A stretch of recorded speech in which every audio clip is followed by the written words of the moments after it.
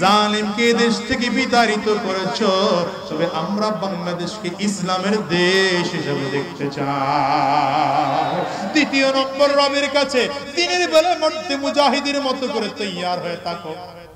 উলামায়ে কেরাম যদি আবার কখনো ডাক দেন, উলামায়ে কেরামদের যদি আবার কখনো প্রয়োজন হয় দিন জিন্দা করার জন্য, আল্লাহর কোরআনকে জিন্দা করার জন্য, উলামায়ে কেরামদের ডাকে আমরা সর্বোচ্চ ত্যাগ দিয়ে উলামায়ে কেরামদের ডাকে সাড়া দেব। কারা কারা তৈয়ার আছে মুসলমান? দুইটা হাত তুলে চিল্লা আমার মালিককে জোরে ডাক দাও আল্লাহ, আর জোরে ডাকো আল্লাহ, চিল্লা জোরে বলো আল্লাহ, আওয়াজ দিয়ে আরো জোরে চিৎকার করে ডাক দাও আল্লাহ। আয় আল্লাহ, আমরা তোমার নবীর উম্মত, তোমার গোলাম। আর শয়তানি রাস্তায় চলবো না, হারাম রাস্তায় চলবো না, আর শয়তানি রাস্তায় কদম বাড়াবো না। তোমার জমিনে তোমার দিন টিকিয়ে রাখার জন্য রক্ত লাগলে রক্ত দেব, জীবনটাও দেওয়ার দরকার হলে জীবন দেব। আল্লাহ তুমি কবুল করে নাও, কবুল করে নাও, কবুল করে নাও। তাসিমু বিহাবলিল্লাহি জামিআন ওয়া লা তাফাররাকু। রব্বে কারীম বলেন, দুনিয়ার মানুষেরা আমি আল্লাহর রশিকে মজবুত করে আঁকড়িয়ে ধরো, সাবধান পৃথক হন। নবী আলাইহিস সালাতু ওয়াস সালাম বলেছেন, তারাকতু ফীকুম আমরাইন লান তাদিল্লু মা তামাসসাকতুম বিহিমা কিতাবাল্লাহি ওয়াস সুন্নাত রাসূলি। এর দুনিয়ার মুসলমানেরা, আমি নবী তোমাদের মাঝে দুটো জিনিস রেখে গেলাম, দুটো জিনিসকে যদি আঁকড়িয়ে রাখতে পারো, মজবুত করে ধরে রাখতে পারো, তাইলে তোমরা কোনোদিন পথভ্রষ্ট হবে না। এক নম্বর আমার আল্লাহর কোরআন, দ্বিতীয় নম্বর আমি নবীর সুন্নাহ। আমি আমার মুসলমান ভাইদেরকে বলে যাব, এখনো তোমার আমার মাঝে কোরআন কারীম রয়েছে, নবীজির সুন্নাহ আছে, নবীজির আদর্শে আদর্শবান উলামায়ে কেরাম আছে। উলামায়ে কেরামদের হাতে হাত দিয়া জীবনের তরে তওবা করিয়া কোরআন অনুযায়ী নিজের জীবনকে সাজাও। খোদার কসম করে বলে যাই, দুনিয়া শান্তি, পরকালে শান্তি। শান্তির পিছনে দৌড়িয়েছেন আমার নবী। জানো মুসলমান, যে দিন নিয়ে তুমি আজ বাহানার মধ্যে তৈরি করছো, যে দিন নিয়ে তুমি চক্রান্তর ষড়যন্ত্র করা শুরু করেছো, যে কোরআনের বিরুদ্ধে বলো, এই কোরআনকে গোটা জমিনের মধ্যে বাস্তবায়ন করার জন্য আমার নবী রাহমাতুল লিল আলামিন দান মুবারক শহীদ করেছেন, নবীজি রক্ত ঝরিয়েছেন। এই দিন দুনিয়ার জমিনে জিন্দা করার জন্য সাহাবায়ে কেরাম জীবন দিয়েছে। এর দুনিয়ার যুবক বদরের ময়দানে, উহুদের ময়দানে সাহাবায়ে কেরাম পাগলের মতো করে দৌড়ায়। আরেকজন সাহাবী ডাক দেয়, দাঁড়া, কই যাও? সাহাবী ডেকে বলে, আমার এটাই কোন, আমার এটাই কোন। আমি তো তাকে দেখি উহুদের ময়দান থেকে জান্নাতের ঘ্রাণ এসে আমার নাকের মধ্যে লাগে। রাসূল আরবি সাল্লাল্লাহু আলাইহি ওয়াসাল্লাম উহুদের ময়দানে বীর বিক্রমে যুদ্ধ করতেছেন আমার নবী। বদমাশ কাফির গুলো এত জোরে তীর মেরেছে রাহমাতুল লিল আলামিনকে লক্ষ্য করে, নবীজির মাথার লোহার টুপিটা ভেঙে লোহার টুকরাটা নবীজির মাথার কপাল দিয়ে ঢুকে যায়। আমার নবীজির চেহারা বেয়ে বেয়ে রক্ত টপ টপ করে পড়া শুরু হয়। রাহমাতুল লিল আলামিন হাত চেহারার মধ্যে দিলেন, চেহারা থেকে হাত বের করে আনলে তাকে দেখেন পুরো হাত রক্তে লাল হয়ে গিয়েছে। নবীজি সেদিন জবান থেকে বের হয়ে গেল, কাইফা ইউফলিহু কওমান দাম্মু ওয়াজহা নাবিয়্যিল্লাহ। সেই জাতি কেমন করে সফল কাম হবে, যেই জাতি নবীজির চেহারা থেকে রক্ত ঝরায়। আমার মালিক ডেকে বলে, হাবিব, আপনি কি খুব রাগ করেছেন, বড় কষ্ট পেয়েছে? বরাবর নবী বলেন, আল্লাহ,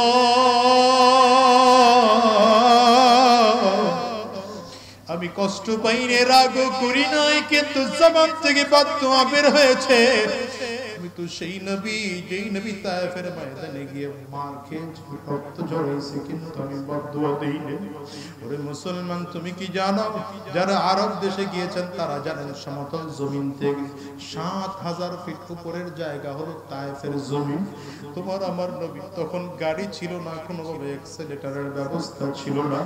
এখন তো কত আধুনিক পদ্ধতি হয়েছে, পাহাড়িয়া রাস্তা হাঁটে হেঁটে হেঁটে হেঁটে হেঁটে আমার নবী এলাকায় উঠেছে। যাদের সাথে দেখা হয় তাওহীদের দাওয়াত দেয়, দ্বীনের দাওয়াত আমার নবী দিতে আরম্ভ করেছে। বদমাশ কাফির মুশরিকেরা রাহমাতুল লিল আলামিনের বিরুদ্ধে ষড়যন্ত্র চক্রান্ত করে ছোট ছোট বাচ্চাদের হাতে রামারের গুলিগুলো দিয়া, ছোট ছোট পাথরের টুকরাগুলো দিয়ে বলে তাড়াতাড়ি করে মুহাম্মদের গায়ে মার। মক্কা থেকে একটা পাগল আমাদের মাঝে এসেছে। ছোট ছোট বাচ্চারা বুঝে না আমার নবীর গায়ে গুলি বাড় দিয়ে জোরে জোরে পাথরগুলো মারে। নবীজির পাল্লক ছেলে যায়েদ ইবনে হারেসা রাদিয়াল্লাহু আনহু সেদিন আমার নবীর সাথে ছিলেন। যায়েদ ইবনে হারেসা বলেন আমি তাকায় তাকায় দেখি নবীজির ঘাড়ের ভেতর থেকে ওই চামড়া ছেদ করে ভিতরে আস্তে করে ওই কি বলে পাথরের টুকরাগুলো ঢুকে যায়। আমি নখের আঙ্গুলটা দিয়ে পাথরের টুকরাটা যখন নবীজির শরীর থেকে বের করি, নবীজির রক্তটা শরীর থেকে বেয়ে বেয়ে পড়ে। আমার নবীর শরীর থেকে এত রক্ত পড়েছে, এত রক্ত পড়েছে, নবীজির জুতা মোবারক পায়ের সাথে আটকে গিয়েছে। যেখানে আমার নবী জুতা পায়ের সামনে দিয়ে আগাইতে পারেন না, রাহমাতুল লিল আলামিন সামনে আগাইতে পারেন না, বেহুশ হয়ে জমিনের মধ্যে পড়ে গেলেন। আবারও হুঁশ ফিরে আসলে আবারও দৌড়াইতে আরম্ভ করেছে, কাফিররা আবারও মারতে আরম্ভ করেছে। নবীজি আবারও দৌড়ায়, আবারও বেহুশ হয়ে জমিনের মধ্যে পড়ে যায়। দ্বিতীয়বারে হুঁশ ফিরে আসলেন, রাসূল আরবি সাল্লাল্লাহু আলাইহি ওয়াসাল্লাম দৌড়াইতেছে, রক্তগুলো টপ টপ করে করে করে করে জমিনের মধ্যে পড়ে যায়। আরব দেশের সরকার এখনো যেখানে নবীজির রক্ত মুবারক পড়েছিল জায়গাটাকে চিহ্নিত করে রাখছে রে মুসলমান। আবার নবীর দিকে তাকায় যায়েদ ইবনে হারেসা রাদিয়াল্লাহু আনহু দেখে আবার নবী রক্তগুলো জমিনের মধ্যে পড়তে দেন না, নিজের চাদর দিয়ে রক্তগুলো মুছে মুছে মুছে মুছে ভাঁজ করে রাখে। যায়েদ ইবনে হারেসা কয় নবী কেন রক্ত জমিনের মধ্যে পড়তে দেন না কেন? নবীজি বলেন যায়েদ তুমি কি জানো আমি নবীর রক্ত বড় পবিত্র রক্ত, আমার বড় ভাই, আমি নবীর রক্ত যদি জমিনের মধ্যে পড়ে আল্লাহ তাআলা রাগ করে তায়েফবাসীকে ওদের ফসল দেবেন না। নবীর জন্য রক্ত জমিনের মধ্যে পড়তে দেই না, কিন্তু কাফেররা এর পরে মারে। রাহমাতুল লিল আলামিন তৃতীয়বারে যখন বেহুশ হয়ে জমিনের মধ্যে পড়ে যায়, আসমানের ফেরেশতারা চিল্লায় চিল্লায় বলে মালিক তোমার কি মোটেও মায়া হয় না? তাকায় দেখো তোমার বন্ধুরে কেমন করেছে, এমন করে পাথর মারো। জিবরিল আমিনকে আমার মালিক পাঠায় দেয়, যাও আমার নবীর দিকে তাকায় তাকাও রাহমাতুল লিল আলামিন যদি বলেন তাইলে আমি পাহাড় দুই পাহাড়ের চাপ দিয়া তায়েফবাসীকে জমিন থেকে শেষ করে দেব। জিবরিল আমিন নবীজির কাছে আসছে, দেখে বলেন পয়গম্বর আমি যেই পাহাড় যেই ফেরেশতার দায়িত্বে আছে তাদেরকে নিয়ে আসছি, যদি আপনি বলেন দুই পাহাড় দিয়ে চাপ দিয়ে তায়েফবাসীকে জমিন থেকে শেষ করে দেব। রাহমাতুল লিল আলামিন চিল্লায় কান্না করে আর বলে না না এরে জিবরাইল না, ওদেরকে মারবা না, ওদেরকে যদি মারো আমি নবী কার কাছে গিয়া দিনের দাওয়াত দেব? আজকে ওরা আমাকে নবী বলে মানে না, এমন একটা সময় আসবে যেদিন ওরা ওদের পরবর্তী প্রজন্ম আমাকে নবী বলে মানবে। ওরে দুনিয়ার মুসলমান ডেমরার মুসলমানেরা তোমাদেরকে বলে যায় আজকে সেই নবীর দ্বীন নিয়ে হেলায় খেলায় খেলা চলতেছে, নবীর দ্বীন নিয়ে চক্রান্ত ষড়যন্ত্র চলে। আমি তোমাদেরকে ভালো করে বলে যাই শোনো রে মুসলমান, নবীর দ্বীন এই জমিনে জিন্দা করার জন্য সাহাবায়ে কেরাম যেমন করে জীবন দিয়েছেন, রক্ত দিয়েছেন, তোমাকে আমাকে জীবন দেওয়ার পরীক্ষায় উত্তীর্ণ হতে হবে, রক্ত দেওয়ার পরীক্ষায় উত্তীর্ণ হতে হবে। বর্তমান সময় তোমার আমার জন্য দুইটা আমল রেখে গেলাম মুসলমান। এক নম্বর আমল হলো আজকের থেকে এটা চিন্তা করে নাও, যতদিন আমরা দুনিয়ায় বেঁচে থাকবো যদি পারি অন্তত প্রতিদিন, না পারলে সপ্তাহে অন্তত একদিন, তাও যদি না পারি মাসে একটা রাত আমরা তাহাজ্জুদের নামাজে যায় নামাজে দাঁড়ায় কাটাবো। আর মালিকরে বলবো মালিক জালিমকে দেশ থেকে বিতাড়িত করেছো, তবে আমরা বাংলাদেশকে ইসলামের দেশ হিসেবে দেখতে চাই।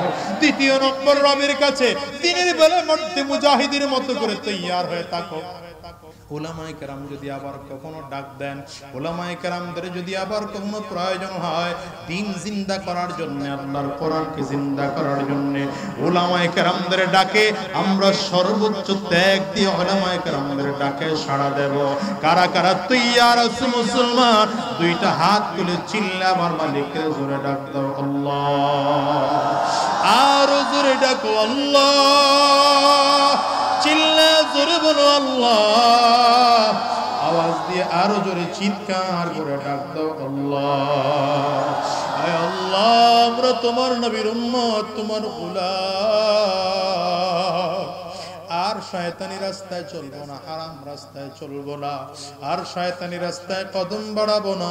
তোমার জমিনে তোমার দ্বীন টিকিয়ে রাখার জন্য রক্ত লাগলে রক্ত দেব, জীবনটাও দেওয়ার দরকার হলে জীবন দেব। আল্লাহ তুমি কবুল করে নাও, কবুল করে নাও, কবুল করে নাও। চিল্লায় বলো আমিন, আরো জোরে আওয়াজ দিয়ে জবান খুলে বলো আল্লাহুম্মা আমিন। আমার ভাইয়েরা, রাত অনেক গভীর হয়ে গেছে, প্রায় 11:15 বেজে গেছে। আমারও শরীরটা খুব ভালো না, আপনাদেরকে নিয়ে সময় খুব লম্বা দিতে পারছি না। যতটুকু কথা বললাম আল্লাহ আমাদেরকে আমল করার তৌফিক দান করুন, বলেন আমিন।